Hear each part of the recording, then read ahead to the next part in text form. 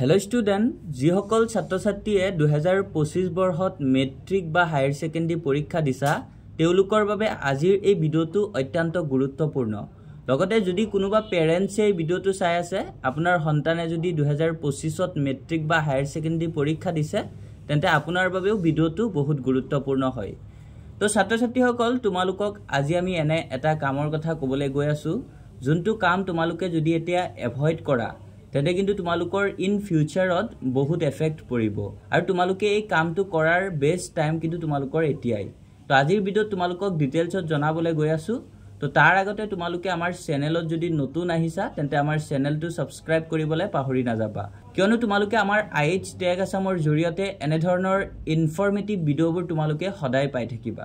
তো ছাত্ৰ-ছাত্ৰীসকল তোমালোকে যিসকলে এবাৰ মেট্ৰিক বা হায়াৰ সেকেন্ডাৰী পৰীক্ষা দিছা তেওঁলোকে নিশ্চয় এতিয়া ঘৰত এনেই আছা। তো ছাত্ৰ-ছাত্ৰীসকল তোমালোকে যিসকলে মেট্ৰিক পৰীক্ষা দিছা তেওঁলোকৰ ৰিজাল্টলে এতিয়াও কিন্তু বহুত দিন আছে আৰু ৰিজাল্টৰ পিছত তোমালোকে যেতিয়া হাই সেকেন্ডাৰীত এডমিশন লবা, হাই সেকেন্ডাৰীত এডমিশন লোৱাৰ পিছত তোমালোকৰ এডমিশন প্ৰসেস কমপ্লিট হ'ব। এডমিশন প্ৰসেস কমপ্লিট হোৱাৰ পিছত তোমালোকৰ ক্লাছ ষ্টাৰ্ট হ'ব আৰু তোমালোকৰ হাই সেকেন্ডাৰী ক্লাছ ষ্টাৰ্ট হোৱাৰ আৰু কিন্তু বহুত দিন তোমালোকৰ হাতত আছে। আৰু যিসকলে এবাৰ হাই সেকেন্ডাৰী দিছা তেওঁলোকে হাই সেকেন্ডাৰী পাস কৰাৰ পিছত যেতিয়া তোমালোকে ডিগ্ৰী এডমিশন লবা, ডিগ্ৰী এডমিশন লোৱাৰ পিছত তোমালোকৰ এডমিশন প্ৰসেস কমপ্লিট হ'ব আৰু তাৰ পিছত তোমালোকৰ ক্লাছ ষ্টাৰ্ট হ'ব আৰু তোমালোকৰ ক্লাছ ষ্টাৰ্ট হোৱাৰ কিন্তু এতিয়াও বহুত দিন আছে। গতিকে তোমালোকৰ হাতত এবাৰ মেট্ৰিক পৰীক্ষা যিসকলে দিছে বা হাই সেকেন্ডাৰী যিসকলে দিছে তেওঁলোকৰ হাতত কিন্তু এতিয়াও 3 পৰা 4 মাহ আছে নেক্সট তোমালোকৰ হাই সেকেন্ডাৰী বা ডিগ্ৰী ক্লাছ ষ্টাৰ্ট হোৱালে। তো তোমালোকে এতিয়া এই টাইমটো তোমালোকে এনেই ওয়েস্ট নকৰিবা। তো এতিয়া তোমালোকৰ বেষ্ট টাইম হৈছে স্কিল ডেভেলপমেন্ট কৰা।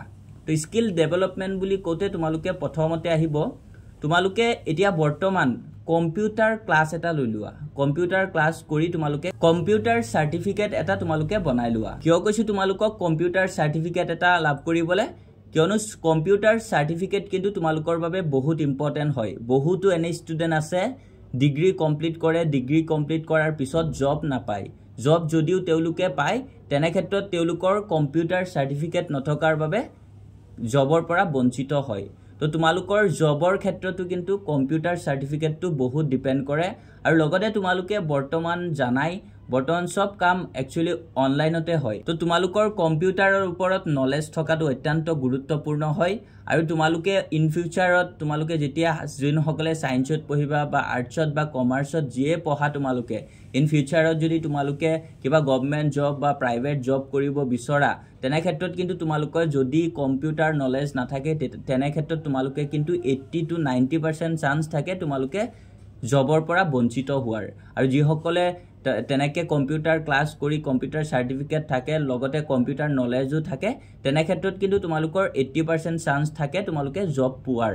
তো তোমালোকে এতিয়া যেহেতু তোমালোকৰ হাতত টাইম আছে তো তোমালোকে এতিয়া তোমালোকৰ ওচৰতে থকা কম্পিউটাৰ সেন্টাৰ এটাত গৈ তোমালোকে এটলিষ্ট 6 মান্থৰ এটা ক্লাছ লৈ লোৱা। 6 মান্থৰ ক্লাছ লোৱা, যিকিদিন তোমালোকে হাতত আছে এতিয়া এইকিদিন ভালকে ক্লাছ কৰা আৰু যেতিয়া তোমালোকৰ কলেজত বা হাই সেকেন্ডাৰীত তোমালোকৰ ক্লাছ ষ্টাৰ্ট হ'ব তেতিয়া কিন্তু তোমালোকে ইভিনিংত ক্লাছ কৰিব পাৰিবা আৰু বেছিভাগ কম্পিউটাৰ ক্লাছেই কিন্তু ইভিনিং টাইমত কৰায়। তো তোমালোকে ভালকে এতিয়াই কিন্তু বেষ্ট টাইম কম্পিউটাৰ ক্লাছ লোৱাৰ। তো তোমালোকে এটলিষ্ট 6 মান্থৰ ক্লাছ এটা লৈ লোৱা, 6 মান্থৰ কোৰ্স এটা লৈ লোৱা তোমালোকে আৰু 6 মান্থৰ কোৰ্স লৈ তোমালোকে এটা ভাল সাৰ্টিফিকেট পাবা। আৰু যিসকলে 6 মান্থৰ নোৱাৰা এটলিষ্ট যদি নোৱাৰা তেন্তে তোমালোকে 3 মান্থৰ কোৰ্স এটা হলেও তোমালোকে লৈ সাৰ্টিফিকেট এটা লাভ কৰা। আৰু তোমালোকৰ কম্পিউটাৰ সাৰ্টিফিকেট মই বাৰে বাৰে কৈছো বহুত বেছি ইম্পৰ্টেন্ট হয় ইন ফিউচাৰৰ কাৰণে আৰু এই সাৰ্টিফিকেটে কিন্তু তোমালোকক ফিউচাৰত বহুত এফেক্ট পেলাব যদি তোমালোকে এতিয়া এভয়েড কৰা। তো তোমালোকৰ হাতত এতিয়া যেহেতু টাইম আছে তোমালোকে সঠিক টাইমত তোমালোকে এই সাৰ্টিফিকেটটো লাভ কৰা আৰু ভালকে তোমালোকে অলপ নলেজো গেইন কৰা, তেতিয়া কিন্তু তোমালোকৰ ফিউচাৰত বহুত কাম আহিব। তো আজিৰ ভিডিওত তোমালোকৰ বাবে এই ইম্পৰ্টেন্ট আপডেটটোই আছিল। আশা কৰো এই আপডেটটো তোমালোকৰ বাবে বহুত হেল্পফুল। তো এনে ধৰণৰ আপডেটবোৰ তোমালোকে IH টেগ আসামৰ জৰিয়তে পাই থাকিবা। তাৰ কাৰণে তোমালোকে চেনেলটো সাবস্ক্ৰাইব কৰিবলৈ পাহৰি নাযাবা। লগতে ভিডিওটো তোমাৰ বন্ধু বান্ধৱৰ সৈতেও শেয়াৰ কৰি দিবা যাতে তেওঁলোকেও উপকৃত হয়। লগতে তোমালোকে আমাৰ WhatsApp চেনেলতো জয়েন হৈ যাবা। WhatsApp চেনেলত আমি তোমালোকক ইম্পৰ্টেন্ট আপডেটবোৰ দি থাকো।